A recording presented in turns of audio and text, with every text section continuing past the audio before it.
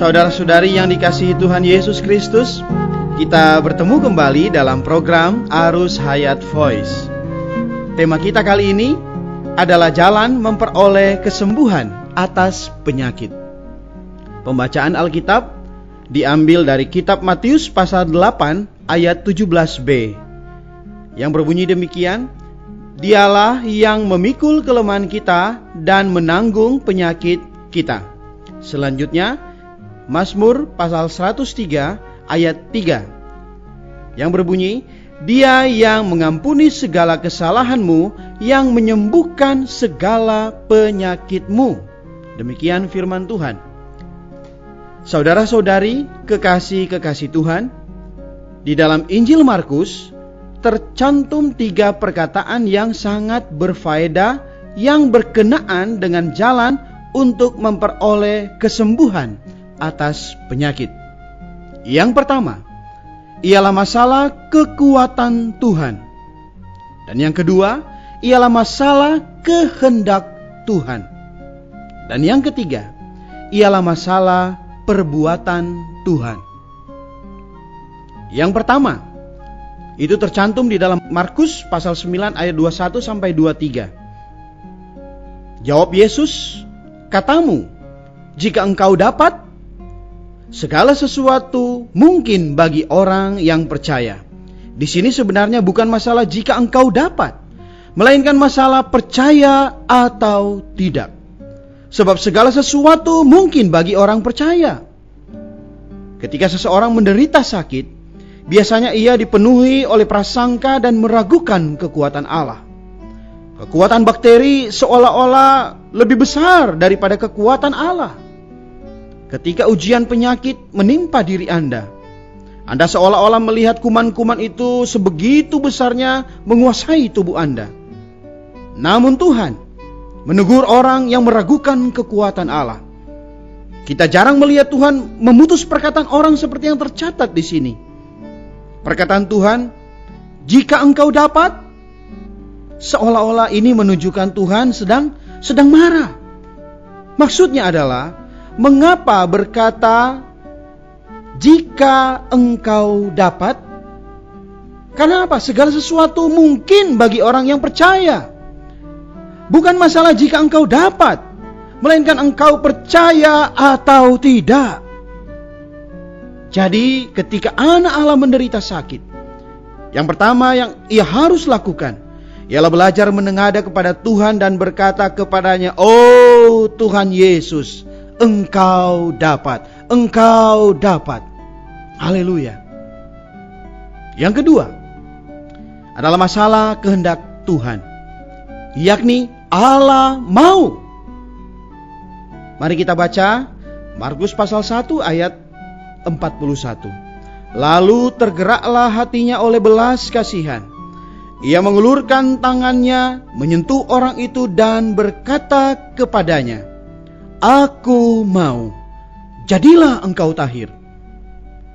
Karena itu masalah yang kedua, yaitu ketika seseorang menderita sakit, tidak cukup jika ia hanya belajar mengetahui kekuatan Allah.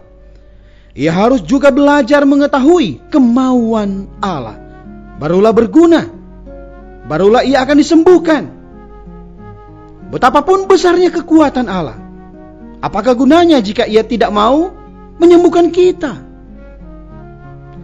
Ayat tadi memperlihatkan kepada kita, ketika Tuhan berhadapan dengan orang yang menderita sakit, yaitu sakit kusta, ia berkata, "Aku mau." Di dalam dunia tidak ada penyakit lain yang lebih kotor daripada penyakit kusta. Kalau Tuhan mau mentahirkan orang yang menderita sakit kusta, masa akan Tuhan tidak mau menyembuhkan penyakit kita? Karena itu, Anda harus dapat berkata kepada Tuhan, "Allah dapat, Allah mau." Dan yang ketiga adalah masalah tindakan Tuhan, yakni Allah telah. Walau Allah mau menyembuhkan, jika ia tidak berbuat sesuatu, maka tetaplah sia-sia. Untuk ini, kita harus membaca Markus pasal 11 ayat 23 sampai 24.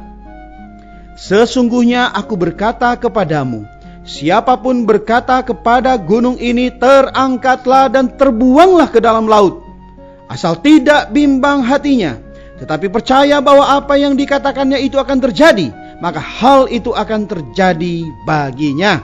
Karena itu, aku berkata kepadamu, apa saja, termasuk kesembuhan, yang kamu doakan dan minta, percayalah bahwa kamu telah menerimanya, maka hal itu akan diberikan kepadamu. Ayat-ayat di atas menampilkan masalah Allah telah. Apakah artinya percaya? Percaya tidak hanya berarti percaya bahwa Allah dapat dan Allah mau, tetapi juga percaya bahwa Allah telah melakukan, yakni Allah telah menggenapkan. Tetapi ada banyak sekali orang yang kurang jelas akan ayat-ayat ini, sehingga mereka tidak beroleh kesembuhan. Mereka terus mengharap-harapkan kesembuhan, mengharapkan atau pengharapan selalu ditujukan kepada sesuatu yang akan datang. Tetapi percaya itulah perkara yang telah lampau. Kalau seorang berkata, aku percaya bahwa Allah pasti akan menyembuhkan aku, itu kurang positif. Sebab kesembuhan yang demikian mungkin baru dapat ia terima 20 atau 100 tahun kemudian. Setiap iman yang sejati ialah yang dapat bangkit dan berkata, syukur kepada Allah. Ia telah menyembuhkan penyakitku dan aku telah memperoleh kesembuhan. Percayalah bahwa kamu telah menerimanya, maka hal itu akan diberikan kepadamu. Iman kebanyakan orang ialah iman yang ingin menerima. Karena itu mereka selalu tidak mendapatkan. Kita perlu memiliki iman yang percaya telah menerima. Iman yang sejati adalah yang mengatakan, aku telah, bukan aku ingin atau aku akan. Misalkan, setelah seseorang mendengar Injil dan mengerti serta bertobat, ia lalu mengaku telah percaya Tuhan. Kemudian kita bertanya kepadanya, apakah Anda telah beroleh selamat? Maka ia menjawab, ya, aku akan beroleh selamat. Kita mengerti bahwa jawabannya itu tidak benar. Sekalipun ia menjawab akan beroleh selamat, bisa beroleh selamat, atau pasti beroleh selamat, semuanya itu mengandung kesan yang kurang meyakinkan saudara-saudari. Namun bila ia menjawab, ya, aku sudah beroleh selamat, aku telah beroleh selamat, barulah kita mengetahui bahwa ia benar-benar telah percaya. Orang yang telah percaya berarti telah beroleh selamat. Begitu pula, iman merupakan perkara yang telah lampau. Prinsipnya sama dengan iman yang ditujukan untuk beroleh selamat. Bukan setelah kita percaya penyakit kita pasti disembuhkan. Itu belum berarti percaya. Melainkan begitu kita percaya, kita dapat berkata syukur kepada Allah, aku telah sembuh. Ketiga perkara tersebut hendaklah kita pegang teguh. Allah dapat, Allah mau, dan Allah telah. Bila iman kita sudah menjamah fakta Allah telah, maka niscaya penyakit kita akan segera berlalu. Mari kita berdoa. Tuhan Yesus, kami bersyukur memiliki Allah yang penuh simpati terhadap kami. Di dalam kelemahan jasmani kami, tambahkanlah kami iman untuk percaya bahwa Engkau Allah yang dapat, Engkau Allah yang mau, dan Engkau Allah yang telah menyembuhkan sakit penyakit kami. Atas firman-Mu hari ini, kami mau belajar memakainya menjadi ketopong keselamatan yang membawa kesembuhan bagi kami. Terima kasih Tuhan Yesus. Di dalam nama-Mu kami telah berdoa.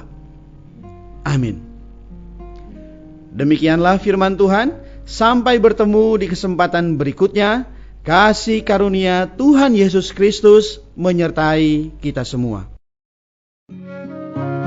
Demikianlah program Renungan Arus Hayat Voice Note pada hari ini.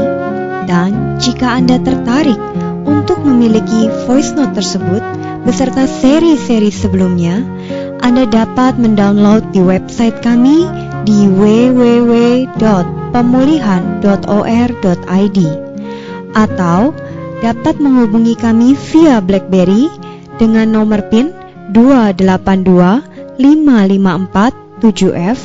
Tuhan Yesus memberkati kita semua.